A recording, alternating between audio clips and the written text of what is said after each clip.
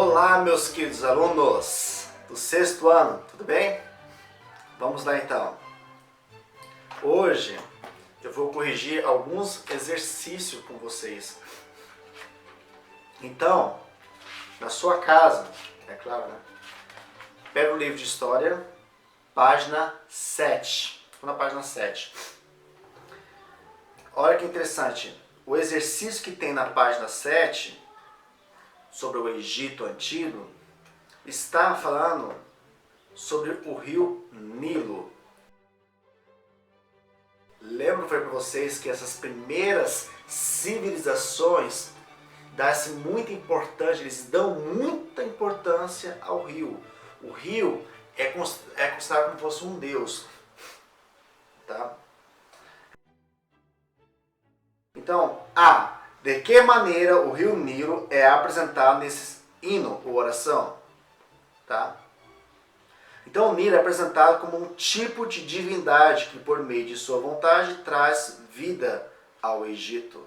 Olha que interessante. O texto menciona a criação de gado, a irrigação dos prados, né, que são os campos planos, pesca e produção de trigo. Então, aqui sobre o rio Nilo está falando o quê? Da sua importância. Eu vou ler um trecho aqui, ó. Salve, tu Nilo, salve, te salva, ó, tu Nilo, que te manifestas nesta terra e vens dar vida ao Egito. Misteriosa é a tua saída das trevas nesse dia em que é celebrada, ao irrigar os prados, que é os campos, tá bom? Por Ra é o deus deles, Deus Ra é o deus do sol. Tu fazes viver todo o gado. Então, aqui dá importância ao rio. C. Explique o significado da frase. O Egito é uma dádiva do Nilo. Dádiva. Então, o rio Nilo foi fundamental para a existência e a organização do Egito Antigo. A partir dos afluentes, são os rios menores, né, que o formaram grande quantidade de material orgânico, fora entre outros, é arrastado pelo seu leito, depositando em suas margens durante as cheias. Esse material é conhecido como humus. Então, pessoal, lembra que eu falei para vocês que eles aproveitam a cheia dos rios? Lembra que os povos da Mesopotâmia, os egípcios também aproveitavam. Então, o rio, como vem com tanta força, que vai acumulando material orgânico.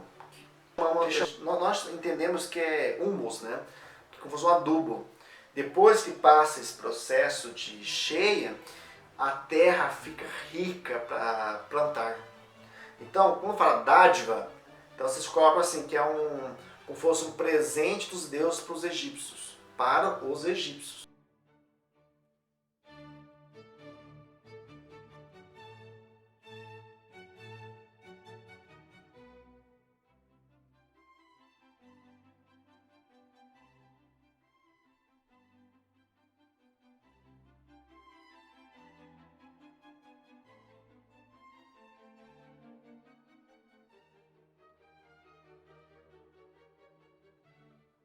Agora vamos na página 10.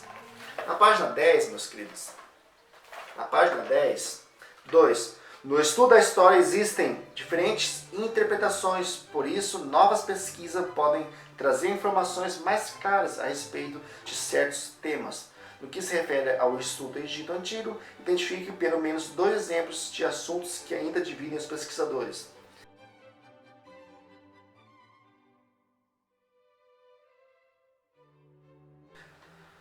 Página 14. Vamos lá, então. O que está na página 14? Nome dado ao pesquisador especialista em Egito Antigo. Na aula 1 eu falei para vocês. Egiptólogo. É egiptologia, mas o profissional é egiptólogo. B. Grupo que dominava o conhecimento da escrita egípcia. Escribas. Forma de governo em que o governante é reconhecido como uma divindade. Teocracia, Deus, cracia, é governo de Deus, teocracia, tá? D. Fazia manualmente diversos tipos de produtos, como tecido, cerâmica, entre outros. Quem faz trabalho artesanal, manual, é o artesãos. Então a resposta certa é artesãos. E realizavam diversos trabalhos necessários à agricultura e à criação de animais. Formavam um grupo social menos favorecido no Egito Antigo, camponeses. Então a resposta é quem que eram esses trabalhadores? Camponeses. Tá? Tem 3, 6, 10 letras. Camponeses, 10 letras, né? Isso aqui é legal, ó. F. Uma das características dos deuses egípcios, tá? Antropozoomórficos. Fala em casa, antropozoomórficos. Antropo significa homem, zoológico, zoo é animal, mórficos é formas. Como eu já falei para vocês, alguns deuses eram mais semelhantes aos animais, outros eles eram humanoides, ou seja, pareciam com seres humanos, e tinham uns que eram metade ser humano, metade bicho, enfim, tá? É a criatividade deles. Mas o termo é antropozoomórficos, tá? G. Sequência de governantes da mesma linha que exerce poder por certo período. Ou seja, na mesma família, morre o pai, quem assume é o filho. Isso chama dinastia. H. Nome dado à elaborada escrita egípcia. Hieróglifo. I. Pequenas comunidades que deram origem aos reinos do Alto Baixo Egito. Nomos. Os primeiros, tá? Eles viviam em comunidades. No vídeo que está com vocês aí, fala sobre a história do Egito e tinha os nomos, tá bom? 4. Explique de que maneira a construção de pirâmides e a mumificação estão relacionadas com a religiosidade egípcia. Então, o que tem a ver a pirâmide e a mumificação? Por que eles construíram pirâmides? Por que eles tinham esse pensamento? Vamos ter múmia. Qual é a relação disso? A pirâmide era uma grande construção, uma construção funerária. Sim! Aquele negócio gigante lá era um túmulo.